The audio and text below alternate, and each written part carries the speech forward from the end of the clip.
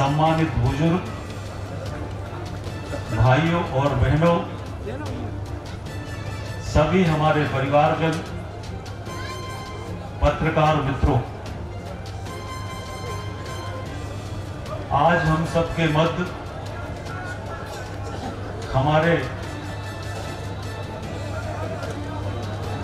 दो बड़े नेता हम सबके मध्य उपस्थित हैं। माननीय भूपेंद्र यादव जी, जो हमारे मध्य प्रदेश के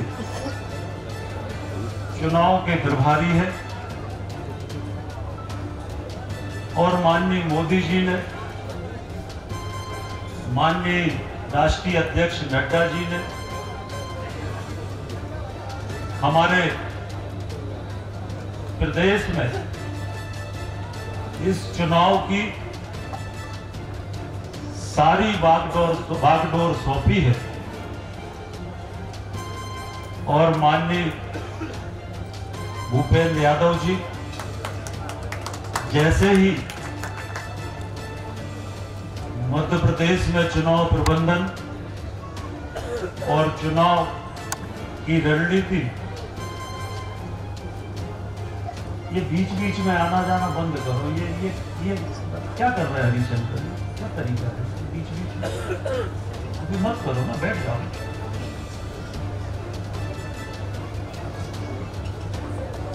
उन्होंने, माननीय मोदी जी ने, माननीय राष्ट्रीय अध्यक्ष जी ने माननीय भूपेंद्र यादव जी को मध्य प्रदेश के चुनाव अभियान की चुनाव प्रभारी के रूप में कमान सौंपी। और वह इतने बड़े पद पर होने के बावजूद भी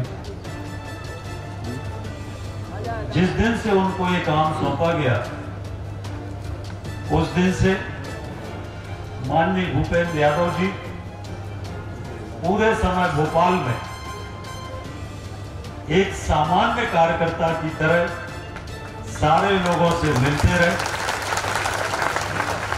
और कभी किसी को लगा ही नहीं कि ये हमारी पार्टी के इतने बड़े नेता हैं। जितनी सहजता से, जितनी सरलता से उन्होंने कार्यकर्ताओं की बात सुनी, सबसे मिले, और जैसे ही उन्होंने चुनाव प्रबंधन की कमान संभाली, कांग्रेस चारों खाने चित्त हो गई। कांग्रेस को समझ में नहीं आ रहा कि करें क्या, समझ में ही नहीं आ रहा उनको कि क्या करें। और अब तो आपस में ही लड़ने में लगे हैं। तो पूरे प्रदेश में कहीं पर कांग्रेस चुनाव के मुकाबले में नजर नहीं आ रही। और हम सबको आज इस बात की प्रेरणा भी हमें माननीय भूपेंद्र जी से मिली है कि वो चाहते तो साहेगढ़ से हेलीकॉप्टर से मालथान आ सकते थे, पर उन्होंने कहा कि नहीं, हम तो बाई रोड ही चलेंगे। और कुल मिलाकर इतने बड़े दायित्व पर होने के बाद वो रास्ते से 1.5-2 घंटे चलकर हेलीकॉप्टर में न आकर हमारे बीच में बाई रोड आए, तो उन्होंने हम सब कार्यकर्ताओं को ये संदेश भी देने का काम किया कि भारतीय जनता पार्टी में कोई कितना ही बड़ा नेता क्यों ना हो, वो पहले कार्यकर्ता है, वो पहले कार्यकर्ता है। माननीय प्रहलाद जी को तो हम सब बरसों से जानते हैं, जो अपनी स्पष्टवादिता के लिए, जो जिनको सही मायनों में कहे तो वो राजनीति में संत है। और मां नर्मदा की जिन्होंने परिक्रमा की, कठोर यात्रा जिसको हम लोग कहते हैं, मां नर्मदा की कृपा उन पर हमेशा रहती है। तो माननीय प्रहलाद जी और मैं माननीय हमारे माननीय भूपेंद्र यादव जी को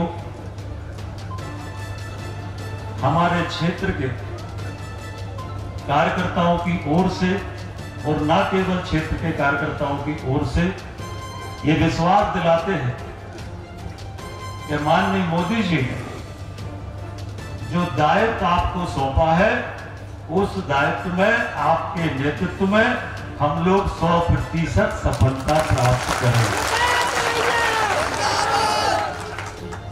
100% सफलता प्राप्त करें। भारतीय जनता पार्टी का संकल्प है, हमारे प्रधानमंत्री माननीय मोदी जी जब देश की बागडोर संभाली तो माननीय प्रधानमंत्री जी ने उनका जो संकल्प वाक्य था, संकल्प सूत्र था, वाक्य सूत्र था, वह है गरीब कल्याण महाअभियान। गरीब कल्याण महाअभियान।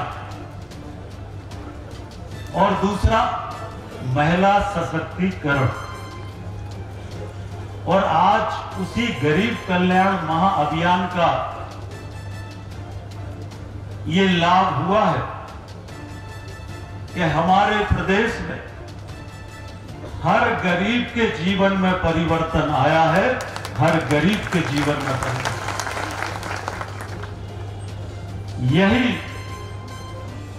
यही हमारे प्रधानमंत्री जी का संकल्प सूत्र, वाक्य सूत्र और महिला सशक्तिकरण आज दोनों दिशाओं में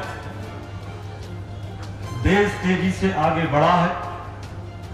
माननीय मोदी जी के नेतृत्व में एक तरफ हम जहां सांस्कृतिक पुनर्स्थापना की तरफ ये देश आगे बढ़ा है, वही माननीय मोदी जी के नेतृत्व में एक सशक्त भारत, मजबूत भारत, गौरवशाली भारत, वैभवशाली भारत बनाने के लिए हम सब लोग मिलकर काम कर रहे हैं। मुझे जब मैं आज आपके बीच में हूं तो मुझे इस बात का संतोष है कि खुरई विधानसभा क्षेत्र में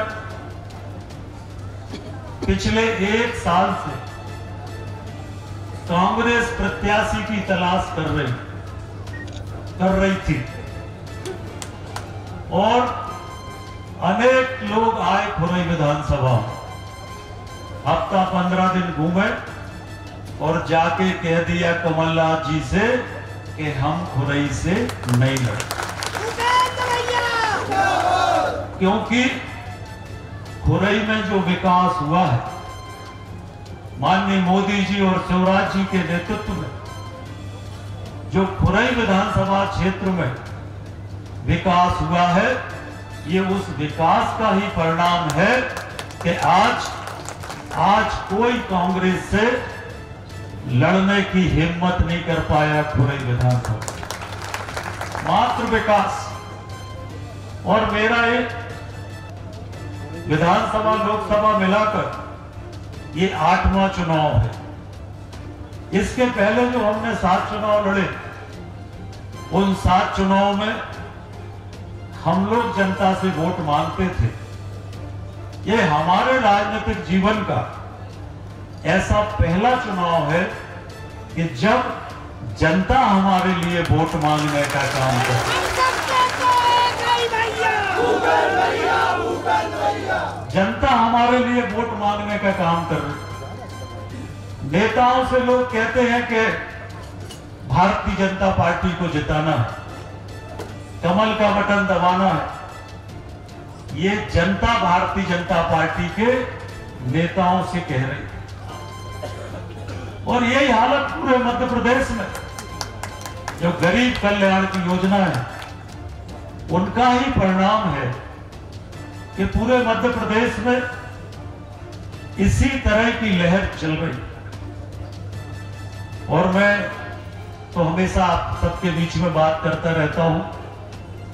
माननीय प्रहलाद जी, माननीय भूपेंद्र जी को हम लोगों को सुनना है, और मैं आपसे एक ही निवेदन करना चाहता हूं कि 12 तारीख को दिवाली है, दीपावली है, और हम सब जानते हैं कि दीपावली में हम सब सुख समृद्धि के लिए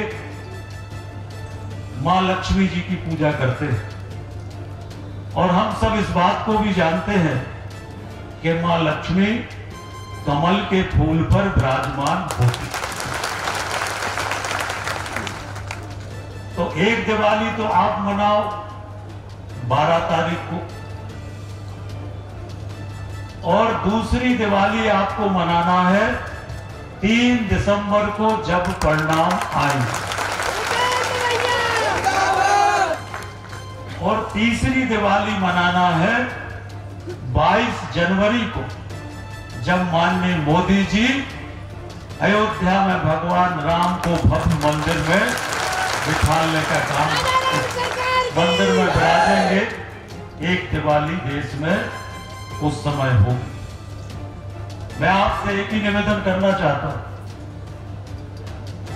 कि ये 10-12 दिन का चुनाव है। 10-12 दिन आप लोग मेहनत करो, 5 साल में सेवा करने का काम करूंगा, ये आप सबको मैं विश्वास दिलाता हूं, और आप सबका विश्वास मेरे ऊपर है, भारतीय जनता पार्टी के ऊपर है, और माननीय मोदी जी के नेतृत्व में, माननीय शिवराज जी के नेतृत्व में, और हमारी पार्टी के सभी नेताओं के नेतृत्व में हम सब लोग मिलकर इस विकास की यात्रा को आगे बढ़ाने का काम करेंगे। यही निवेदन मुझे आज आप सबसे करना है।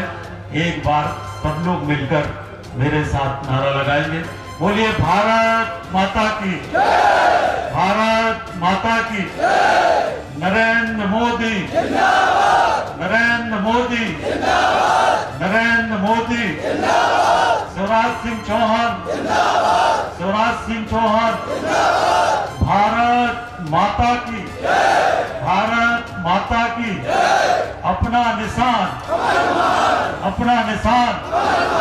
बहुत धन्यवाद।